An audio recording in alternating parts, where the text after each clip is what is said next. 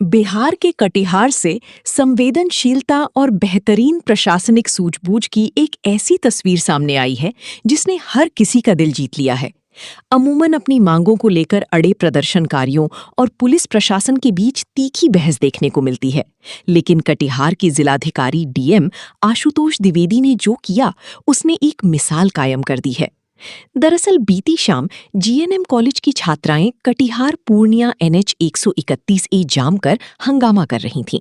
इस दौरान कई अधिकारियों ने उन्हें समझाने की कोशिश की, लेकिन छात्राएं डीएम को बुलाने की मांग पर अड़ी हुई थीं।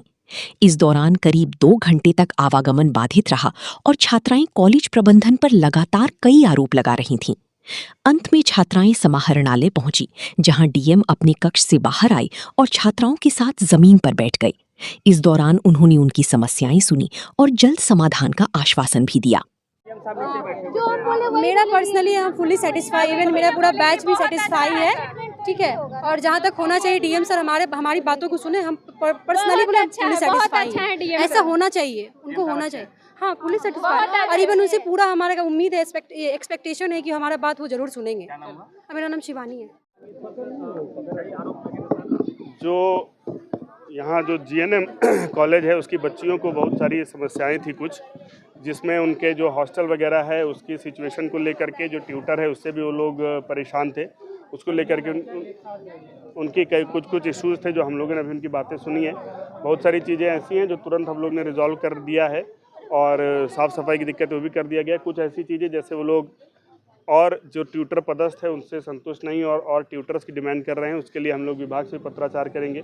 ट्यूटर को लेकर के बहुत सारी शिकायतें भी उनकी हैं, तो ट्यूटर के ऊपर भी विधिवत तरीके से जांच करके उनके ऊपर कार्रवाई करने की अनुशंसा हम लोग करेंगे, जिसके लिए डीडीसी साहब को नियुक्त किया गया, वो जांच करेंगे। बाकी और साफ़ सफाई और पानी वगैरह को लेकर के जो समस्या थी वो हम लोग रिजॉल्व कर दिए हैं, वो उन लोग का हो जाएगा। तो बच्चों की जो भी समस्याएं हैं उनके प्रति हम लोग बहुत सजग हैं, और जो भी उनकी समस्याएं उनको सुन करके तत्काल उनको रिजॉल्व करने की कोशिश की जाती है, और आगे भी ये चलता रहेगा।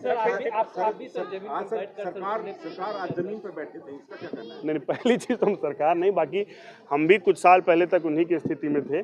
तो मुझको ऐसा लगता है कि कोई बच्चे हों चाहे या कोई भी जो जनमानस है, और जो सरकार के प्रतिनिधि के रूप में उनके समस्याओं को सॉल्व करने के लिए हमको भेजा गया, हम लोग बराबर हैं। इसलिए मुझको कभी ठीक नहीं लगता है कि वो ज़मीन पे बैठे और हम अलग तरीके से बैठ करके उनसे बात करें। जैसे वो ज़मीन पे बैठ करके बात करती हैं, हम भी ज़मीन पे बैठ के बात कर सकते हैं। तो इसमें कोई बहुत ऐसी समस्या की बात नहीं है। बच्चों की और या कोई भी जो व्यक्ति है उसकी समस्याओं को सुनने के लिए, उसको समझने के लिए हम लोग को उनके साथ में बैठ करके, और चाहे बच्चे हों चाहे हम लोग हों, हम लोग इस पूरे जो सिस्टम है उसका एक अंग है, हम लोग मिल करके उसको ठीक करने की कोशिश कर रहे हैं। प्रिंसिपल पे भी आरोप लग रहा था। प्रिंसिपल और ट्यूटर पे बहुत सारे आरोप लगे हैं। प्रिंसिपल अभी भी उनको सिविल सर्जन साहब ने बुलवाया था, पर वो बिना सूचना के अपने कार्यस्थल में उपस्थित नहीं, अभी भी नहीं आई हैं, जिसके लिए हम लोग डिटेल में कल डीडीसी साहब जांच रिपोर्ट दे देंगे, और हम लोग कार्रवाई के लिए विभाग को अनुशंसा भी करेंगे जांच रिपोर्ट आने के बाद। सर, एक प्रश्न सर, कि पहले भी मनिहारी में या कटिहार में हॉस्पिटल में या अब जाके ऐसी हरकतें हुई है, इसको क्या किस नज़र से देख रहे हैं आप? देखिए, बच्चों को जो सुविधाएं मिलनी चाहिए, जो उनको पढ़ने के लिए सीखने के लिए आवश्यक सिचुएशन चाहिए, वो मुहैया बिल्कुल कराई जाएंगी। और जहाँ कहीं भी कोई समस्याएं आ रही हैं, पहले भी हम लोगों ने जांच के लिए टीम भेजी थी, और कुछ इश्यूज़ रिजॉल्व हुए थे, कुछ इश्यूज़ बचे हुए हैं, या जो उनके मुख्यतः उनको अपने ट्यूटर और प्रिंसिपल को लेकर के वो क्षुब्ध हैं, उनके व्यवहार से, उनको पढ़ाने के तरीके से संतुष्ट नहीं है, जिसके लिए हम लोग विधिवत जांच रिपोर्ट के साथ में विभाग को कार्रवाई के लिए अनुशंसा करेंगे। और ट्यूटर से वो लोग काफ़ी क्षुब्ध थे। ट्यूटर को तत्काल, हमने सिविल सर्जन को बोला है, तत्काल ट्यूटर को वहाँ से विरमित करके किसी अन्य कार्यालय में अटैच करेंगे, और ट्यूटर के लिए, अधिक ट्यूटर के लिए डिमांड हम लोग विभाग से करेंगे, और उनके खिलाफ कार्रवाई की भी अनुशंसा हम लोग करेंगे। सीसीटीवी नहीं है सर, कई बाहरी लोग आ जाते हैं। सीसीटीवी नहीं लगा हुआ है, उसके लिए हम लोगों ने अभी बोला है कि बीएमएसआईसीएल के माध्यम से हम लोग सीसीटीवी और जनरेटर, दो ऐसे इश्यूज़ हैं जिनमें बड़ा खर्चा आना है।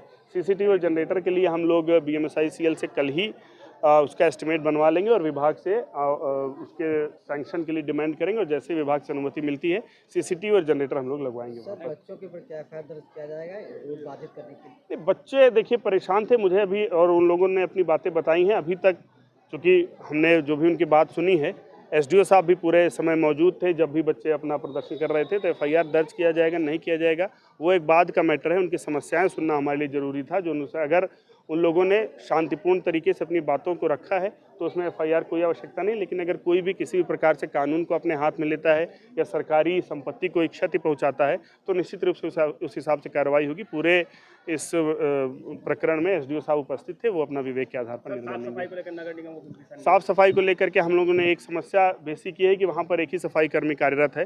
तत्काल जो उनके यहाँ बता रहे कि झाड़ झंखाड़ उगाया है, जिसके कारण उन लोग को ये भी डर है कि बरसात में सांप बिच्छू वगैरह निकल सकते हैं, तो तत्काल हम लोगों ने सफाई के लिए नगर निगम को बोला है। वो कल सफाई डिटेल में हो जाएगी।